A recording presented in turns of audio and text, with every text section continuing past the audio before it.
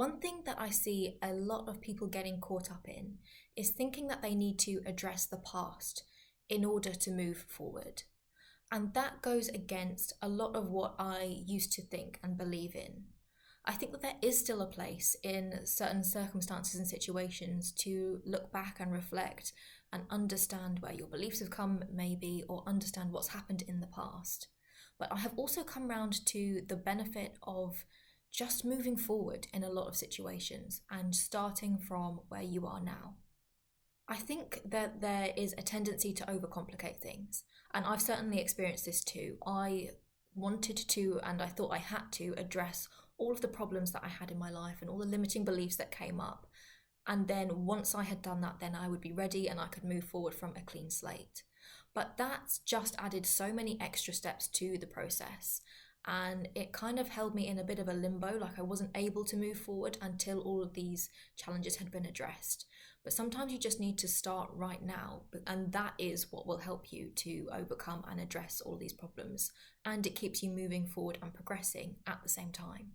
As I said, I think that there is value in exploring your limiting beliefs and just being aware of them and where they come up and how they might impact your life. There is value to that. But you can also just create a new identity now and sort of just let all of that past go.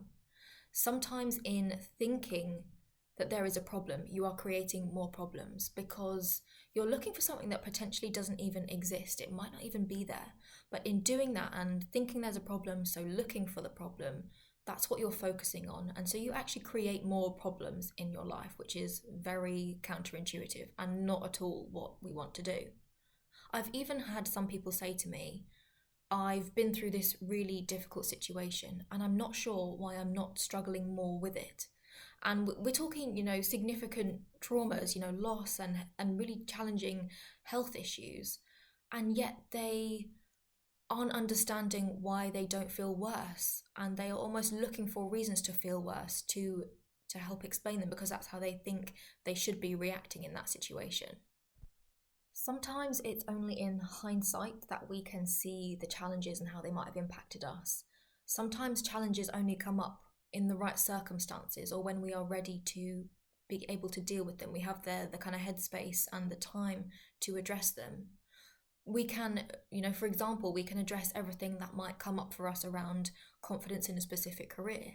And then we might choose to leave that career and start our own business. And we'll then face a whole new set of challenges around confidence that we couldn't possibly have foreseen or have dealt with ahead of time.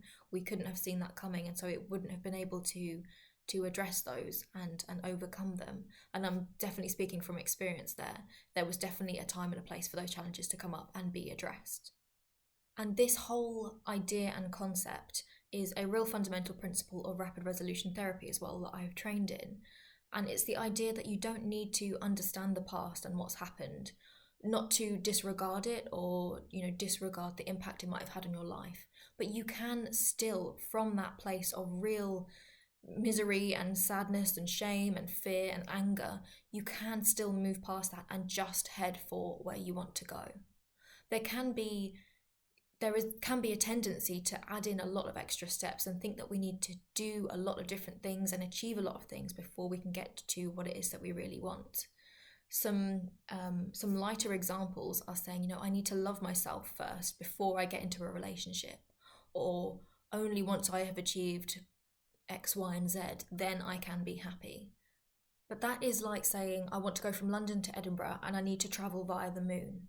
It's adding in an extra step that is pretty unnecessary, and it also can be quite hard to achieve. And in doing that, we are just delaying getting to where we want to go. We are making excuses for not having got to whatever it is that we actually ultimately want to achieve. And this is a completely normal response for us as humans. We have advanced brains and advanced intellect. And so when there is fear or uncertainty, there is a drive, a real interest to acquire more information and analyse it and understand it to give us back some kind of sense of control about it, and also a perception of safety, that we know more about what's going on and what might impact us. And of course that is done protectively.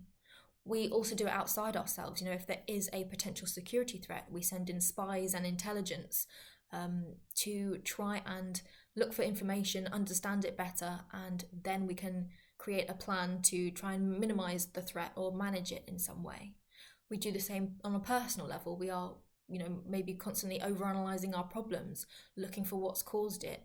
We might fill out loads of those personality quizzes to try and understand ourselves better and why we think this and why we behave like that and why we might react to a situation like that. It's the focus is on constantly acquiring more information. But even in doing that and thinking and analysing and trying to understand a problem, we're still feeding the problem, and that can feed the anxiety and the fear that goes along with that as well. So instead of focusing on the past first, start from where you are and look to move forward.